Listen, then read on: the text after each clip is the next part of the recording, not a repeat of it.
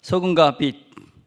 우리가 그리스도인으로 살면서 믿지 않는 사람들까지도 사실은 이 소금과 빛으로 살아야 된다 하는 얘기를 참 많이 들은 그런 말씀입니다. 근데 주님께서 왜 수많은 단어가 있을 것인데 이 소금과 빛으로 우리의 정체성을 이렇게 정의를 해 놓으셨을까요? 달라스 윌라드라는 신학자는 이렇게 이야기합니다. 고대 이스라엘에서 소금과 빛은 삶의 아주 기본적인 필요였다.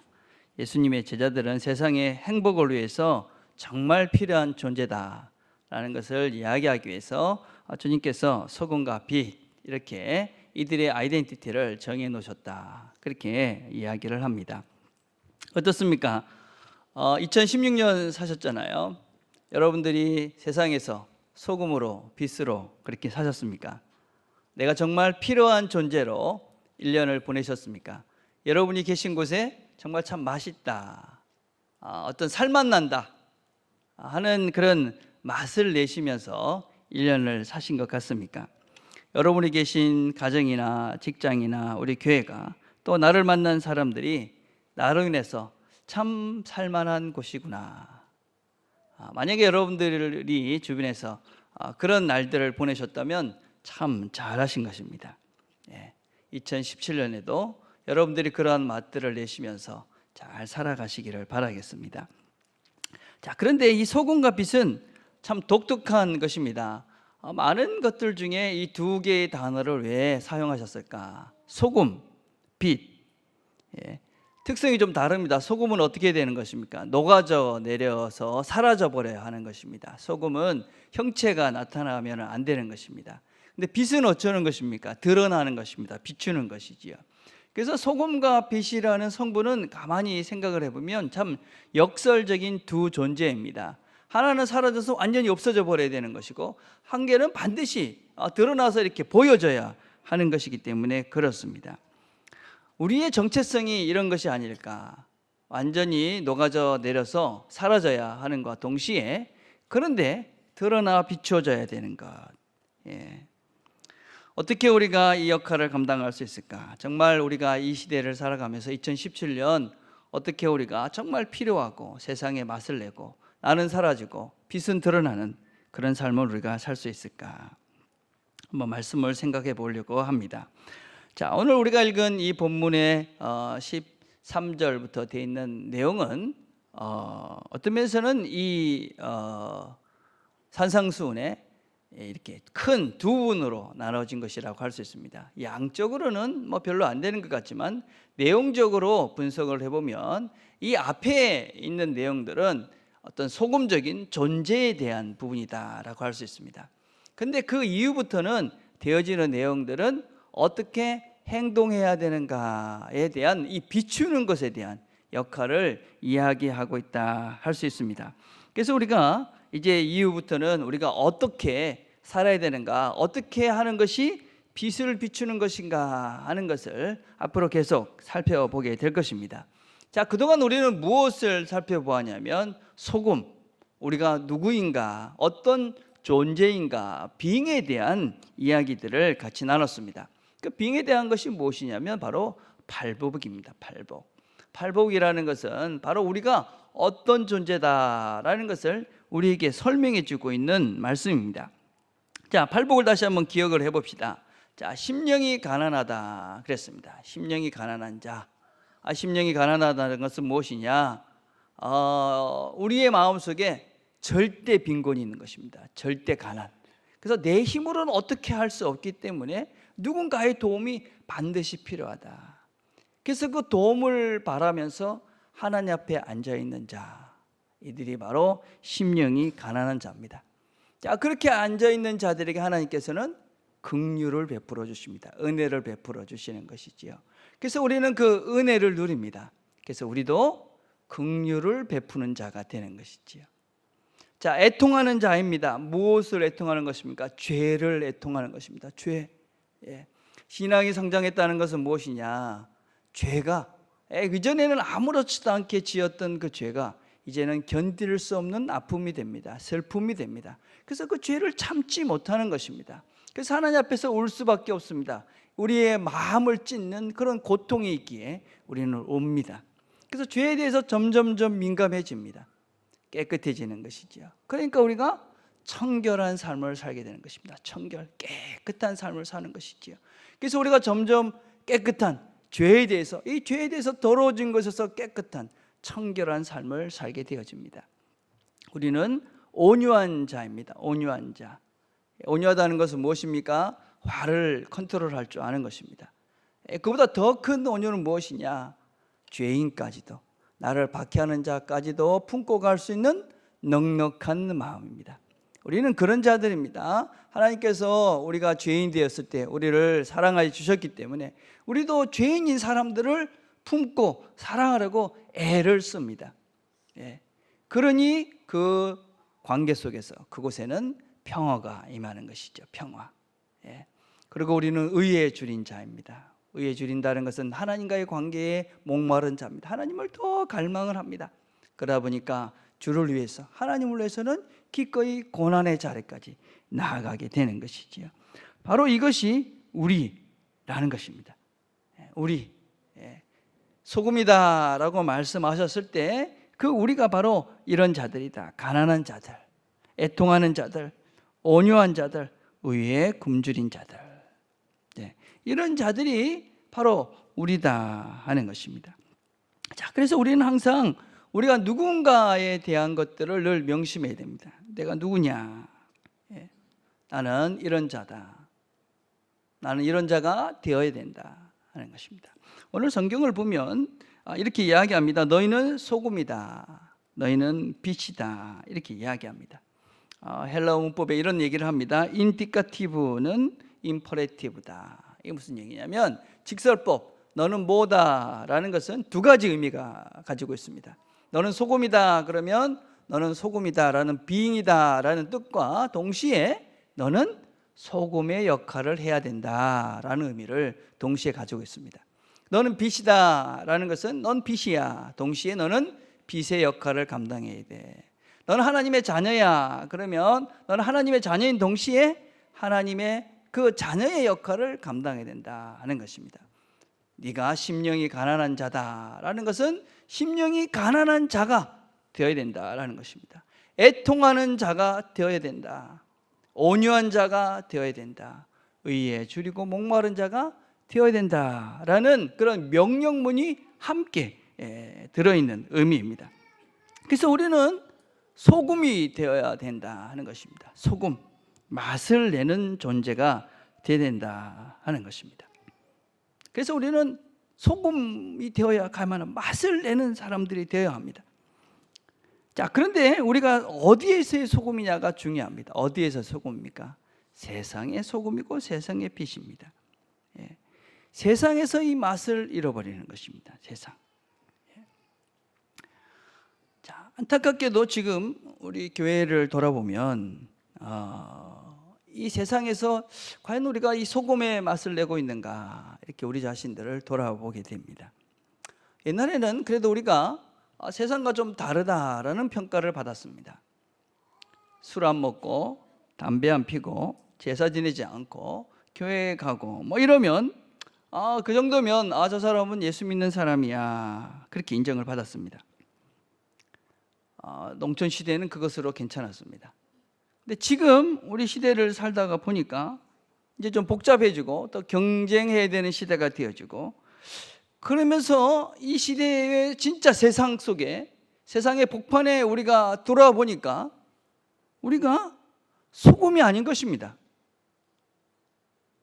소금이면 맛을 내고 부패를 방지해야 되고 뭔가 살맛 나는 세상을 만들어야 되는데, 우리도 세상과 별 차이 없이 똑같이 죄짓고 똑같이 욕심내고 자기밖에 모르고 시기하고 질투하고 뭐 똑같은 것입니다. 여러분, 소금이 언제 소금입니까? 뭐 하얀색이면 소금입니까? 여러분, 투명하면 소금입니까? 소금통에 소금이 들어있으면 그것이 소금입니까? 아니지요. 소금은 짠맛을 내야만 합니다. 예, 짠맛을. 어디에서? 세상에서. 예. 그리스도인들이 세상에서 내어야 되는 이 맛이 무엇입니까? 술 안 먹고 담배 안 피고 제사 안 드리고 교회에 오면, 교회 와서 봉사하고 뭐 이러면 세상의 소금이 됩니까? 예, 아닌 것이지요. 예, 너희가 누구냐? 소금으로 맛을 내야 되는, 짠맛을 내야 되는데 어떤 맛을 내야 되느냐? 먼저 우리 존재에 대한 이해가 있어야 됩니다. 우리는 심령이 가난한 자입니다. 그렇죠? 우리는 애통하는 자입니다. 온유한 자입니다. 의에 굶주린 자입니다. 자, 이런 자들은 세상에서 어떤 맛을 내느냐? 긍휼의 맛을 내는 것입니다. 긍휼, 은혜를 베푸는 것이죠. 사람들을 볼 때 긍휼함을 베풀 줄 아는 자가 되는 겁니다. 예, 불쌍히 여길 줄 아는 마음들이 있는 것입니다. 청결한 것입니다. 죄에 대해서. 다른 사람들은 그냥 죄를 짓지만 우리는 그 죄를 지을 수가 없는 것입니다. 청결한 맛을 내는 것입니다. 깨끗한 맛을 내는 것입니다. 평화의 맛을 내는 것입니다. 다른 사람은 싸우고 다투고 서로 죽이고 싸우는데 우리는 그 관계들 속에 우리가 들어가는 그곳에는 평화의 맛을 내는 것입니다. 의로운 맛을 내는 것입니다. 하나님을 더 생각할 수밖에 없는 존재로 세상에서 이 맛을 내는 자입니다. 여러분, 우리가 왜 세상에서 욕을 먹는 것 같습니까? 돈이 없어서 욕을 먹습니까? 권력이 없어서 욕을 먹습니까?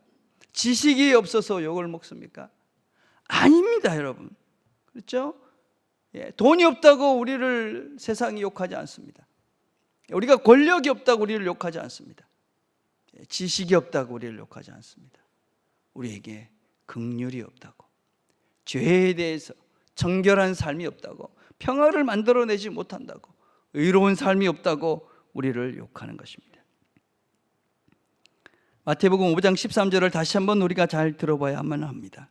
너희는 세상의 소금이니 소금이 만일 그 맛을 잃으면 무엇으로 짜게 하리요?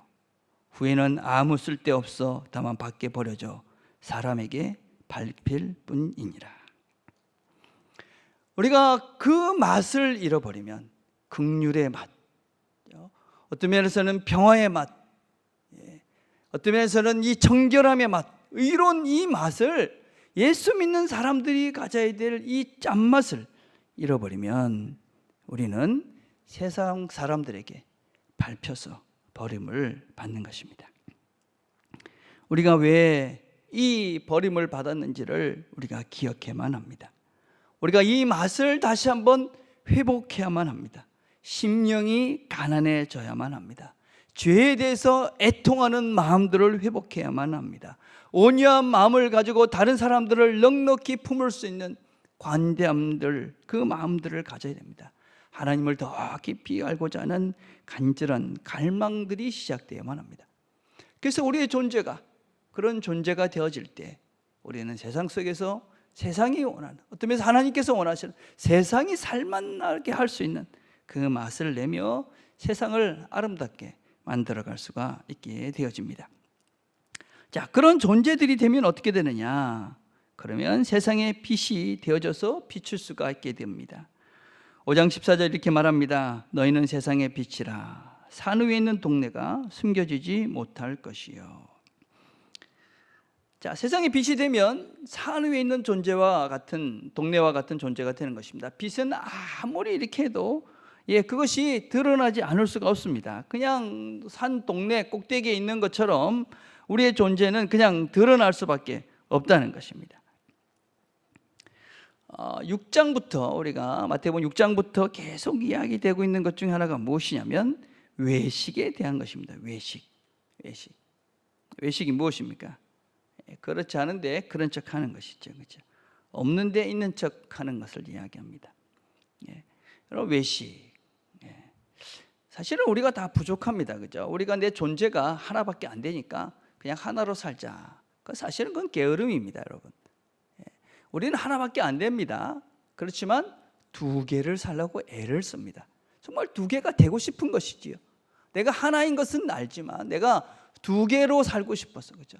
내가 예수님처럼 정말 원수도 사랑할 수 없는, 그런 원수를 사랑할 수 없는, 정말 친구도 잘 용서할 수 없는 그런 부족한 존재들입니다. 그러나 예수님께서 원수를 사랑하라 그렇게 말씀하셨으니까 어쩌든지 원수도 사랑하려고 애를 쓰는 겁니다. 그렇게 애를 쓰는 것, 여러분 그런 걸 외식이라 하지 않습니다. 그런데 외식은 내가 하나밖에 없는데 2개인 척, 3개인 척, 내가 마음으로는 용서하고 싶지 않은데, 정말 그렇게 해보고 싶지 않은데 그냥 척만 하는 것입니다. 사람들 앞에서 내가 참 괜찮은 존재지 하고 그렇게 형식만 취하는 존재, 형식만 취하는 것을 우리가 외식이다 그렇게 이야기합니다. 우리가 선하지 않은데, 착한 행실을 하지 않는데, 착한 행실을 할 수 없는 존재인데 자꾸 난 뭘 하고 있다, 그럴 수 없다는 것입니다. D.L. 무디라는 분이 이런 얘기를 했습니다. 등대는 소리를 지르지 않는다, 그냥 비출 뿐이다. 우리는 이 본문에서 소금이 빛보다 먼저 언급되고 있다 하는 것을 눈여길 필요가 있습니다. 소금의 속성은 무엇이라고 그랬습니까? 그냥 녹아져 없어지는 것입니다. 우리가 먼저 녹아져 없어져 버려야 됩니다. 그렇죠? 소금의 본질이 맛을 내는 것인데 녹아져 없어져야 맛을 냅니다. 그냥 소금 덩어리로 있어서는 맛을 낼 수가 없습니다, 여러분. 그래서 우리는 자꾸 사라지려고 해야 됩니다. 우리는 우리 자신들이 없어지려고 노력을 하셔야 됩니다. 내 이름이 내가 드러나지 않으려고 애를 쓰는 것이 우리가 소금된 역할들입니다. 저는 기독교 언론들이 참으로 많은 역할을 했다고 믿습니다. 그러나 우리가 기독교 언론들이 참 조심해야 될 것들이 참 많습니다. 그것은 무엇이냐면 드러내려 하는 것입니다. 드러내려 하는 거. 뭐 교회가 선교했다 그러면 뭐 그걸 신문에 막 내고, 그죠? 뭐 조금 선한 일을 했다 그럼 신문에 막 이렇게 냅니다. 우리 본성이 그렇잖아요. 내가 하나 하면 2개 했다고 하고 싶잖아요.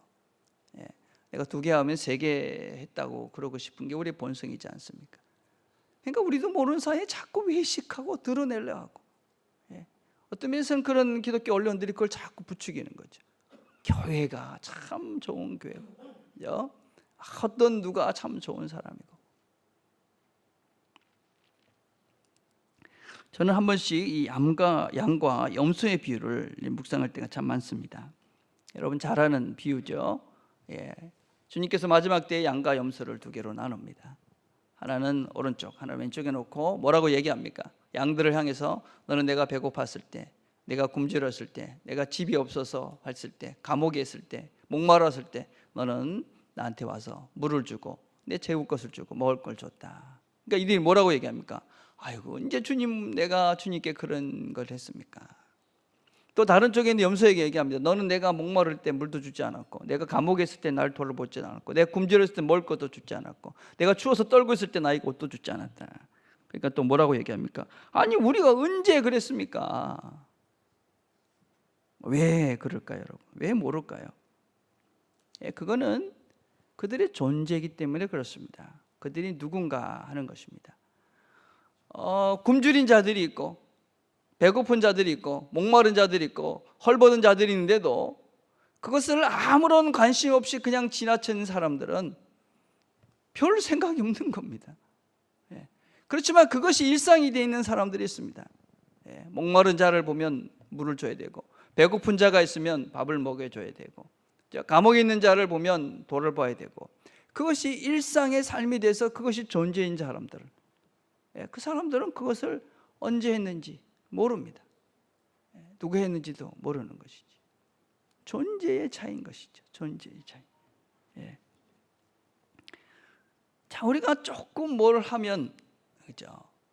내가 뭘 했어 이야기하고 싶습니다, 그죠? 조금 선한 일을 하면 그걸 이야기하고 싶어서 어쩔 줄은 모릅니다, 그죠? 그러나 그것이 일상이 되면, 이 양은 그것이 일상이 된 사람이죠. 일상이 된 사람. 염소는 안 하는 것이 일상이 된 사람이죠, 그렇죠? 여러분 우리가 명심해야 될 것은 우리는 하나님을 보고 사는 사람들입니다. 여러분들이 우리가 뭘 할 때마다 하나님이 아실 거야. 하나님이 알아주면 돼. 왜 우리가 자꾸만 드러나는 것을 조심해야 됩니까? 드러나기 시작하면 교만해지죠. 시기와 질투의 대상이 됩니다.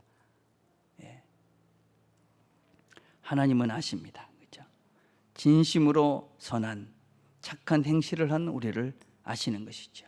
그냥 드러나게 되어 있습니다. 그냥 맛을 내게 되어 있습니다.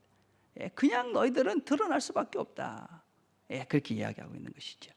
자, 근데 또 가만히 있으라만 하지 않습니다. 적극적으로 비추라 그렇게 말씀합니다. 자, 15절과 16절에 보면 사람이 등불을 켜서 말 아래 두지 아니하고 등경 위에 두나니 이러므로 집안 모든 사람에게 비치느니라. 이같이 너희 빛이 사람에게 비치게 하여 그들로 너희 착한 행실을 보고 하늘에 계신 너희 아버지께 영광을 돌리게 하라. 이 빛이 무엇입니까? 빛이 착한 행실입니다. 근데 그 착한 행실이 어디를 향하게 하라고 합니까? 하나님의 영광, 하늘에 계신 아버지께 영광을 돌리게 하라. 우리가 무엇을 드러내도록 하라는 것입니까? 그래서 빛을 비추는 것은 착한 행실을 하는 것입니다. 선한 삶을 사는 것입니다. 우리가 무엇이 선한 하나님이 원하시는 착한 행실인지는 우리가 이제 살펴볼 것입니다. 근데 그 착한 행실이 바라보게 하는 목적지는 어디냐? 하나님께 영광입니다. 하나님께 영광. 옛날에는 우리가 이렇게 뭔가 착한 일을 하면 저 예수 믿는 사람 참 괜찮아, 그런 평가를 받았던 것 같아요. 근데 요새는 이렇게 뭘 선한 일을 하면 참 어떤 교회가 뭐 또 했대, 또 어떤 뭐 장로님이 아니면 어떤 집사님이 이런 일을 했대, 이런 소리가 더 많이 들리더라고요. 옛날에는 그런 게 잘 없었습니다. 예수 믿는 사람 참 괜찮았어. 왜 그럴까요, 여러분? 여러분, 우리가 하나님을 위해서 사는 존재들입니다. 그렇죠? 우리가 착한 행실을 함으로써 하나님께 영광을 돌린다.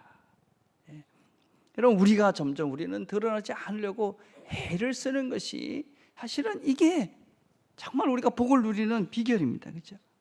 우리가 이 땅에서 하나님만 아는 수많은 하나님과의 비밀스러운 일들이 많이 있는 자들이 정말 하나님 복을 누리는 자들입니다. 그렇죠? 그래서 우리를 통해서, 우리의 착한 행실을 통해서 하나님께 영광이 된다. 얼마나 기쁜 일이겠습니까? 그렇죠? 자, 그리고 우리가 소금이다, 빛이다 이렇게 말씀합니다. 그건 무엇입니까? 그것은 바로 축복입니다. 우리가 소금이다, 빛이다. 여러분, 소금이 없는 세상 어떨까요? 빛이 없는 세상 어떨까요? 너희들이 소금이다, 너희들이 빛이다, 너희들이 있어야 맛이 난다, 너희들이 있어야 세상이 밝아질 수 있다. 그래서 우리가 가는 곳마다 맛이 나야 됩니다. 우리가 가는 곳마다 빛이 드러나서 세상이 환해져야 됩니다. 그래서 하나님께 영광이 되어야 되는 것입니다. 우리가 그런 존재다라고 말씀합니다. 우리가 심령이 가난해지면, 우리가 애통하는 자가 되어지면, 온유한 자가 되어지면, 의에 줄인 자가 되어지면 우리가 소금이 되고 빛이 되어 세상을 맛있게 아름답게 만들어가는 존재들이 된다 하는 것입니다. 이제 한 이야기를 하고 설교를 정리하려 합니다. 에릭 리델이라는 운동선수입니다. 여러분, 불의 전차라는 영화 아시죠? 그죠? 보셨을 거라고 생각합니다. 이분은 이제 1924년에 프랑스 그 올림픽 때 영국의 100m 달리기 대표로 금메달이 유력했던 사람입니다. 그런데 그 결승이 주일이 되잖아요. 그래가지고 난 주일날 경기할 수 없다, 그래가지고 포기를 합니다. 근데 다행인지 불행인지 동료 중에 한 명이 400m를 뛰는 동료가 부상을 당해서 대신 뛰게 됩니다. 그리고 그 사람이 400m 금메달을 따게 되어집니다. 그래서 하나님을 위해서 주일을 포기한 자가 이런 복을 받는다, 그런 이야기로 사실은 저 영화도 만들어졌고 많은 분들이 그렇게 회자가 되는 분이기도 합니다. 그러나 사실은 이분의 삶은 그 부분은 아주 작은 드러난 부분입니다. 실제 이분의 삶은 그 이후의 삶이 훨씬 더 멋지고 아름답습니다. 이분은 사실은 선교사님의 아들입니다. 중국에서 태어났습니다. 그리고 1924년 금메달을 따고 그 다음에는 1925년에 중국으로 갑니다. 차이나 일랜드 미션이라고 아주 어려운, 그러니까 해변 지역 도시가 아닌 저 내륙 지방으로 가서 복음을 전하는 그런 일을 감당하기 위해서 중국으로 떠납니다. 그리고 거기서 복음을 전하다가 중일 전쟁이 일어납니다. 그 중일 전쟁이 일어났을 때 포로로 갇히게 됩니다. 저기 있는 사진은 그분이 감옥으로 있었던 그런 장소입니다. 그곳에서 지나다가 1945년에 갑자기 뇌종양으로 운명을 하십니다. 그러고 난 다음에 이분에 대한 이야기들이 많이 이제 거기 있던 분들의 기록들이 돼서 한 권의 책이 돼서 나왔습니다. 그분의 이야기들 중에 몇 가지를 소개하면 이런 이야기가 있습니다. 이분이 그곳에서도 열심히 복음을 전합니다. 특별히 젊은 사람들에 대한 사랑이 많았습니다. 그래서 젊은 사람들에게 하키를 가르쳤습니다. 그런데 어느 날 이 자기가 이렇게 하키를 가르쳤는데 거기서 경기를 하던 사람들이, 이 학생들이 서로 싸웠다는 이야기를 듣게 됩니다. 그래서 그가 주일날 그 싸웠다는 그 하키팀 심판관이 돼가지고 심판을 보게 됩니다. 금메달을 포기하면서 지켰던 주의를 아이들의 평화를 위해서 포기하고, 그리고 그 기꺼이 주일날 그 아이들의 심판 레프리가 돼서 그 평화를 지켜갑니다. 2008년에 중국에서는 이분에 대해서 이런 이야기를 공식적으로 선포했습니다. 이분은 여러분 생각해 보십시오. 그 금메달까지 땄으니까 영국에서 얼마나 꺼내오려고 애를 썼겠습니까? 근데 이분이 나올 수 있는 기회가 있었는데 그 자리를 중국의 임신한 여인에게 그렇게 대신 그 자리를 제공했다. 그래서 중국에서 공식적으로 이분을 치하하는 그런 메시지를 보냈습니다. 이분과 함께 그 감옥소에서 있었던 노만 하워드 크리프라는 영국인 역사가가 있었습니다. 그분 크리스찬이 아니었습니다. 이분을 만나고 그분에 대해서 이렇게 이야기했습니다. 그 열악하고 힘든 상황에서도 한 번도 불평을 하거나 다른 사람들에 대해서 한 번도 나쁜 말을 한 적이 없었다. 그는 내가 만난 가장 훌륭한 그리스도인이었다. 나는 그를 통해서 성자를 보았다. 영어를 한마디도 못했던 일본 군인이 그가 죽었을 때 그는 정말 좋은 그리스도인이었다.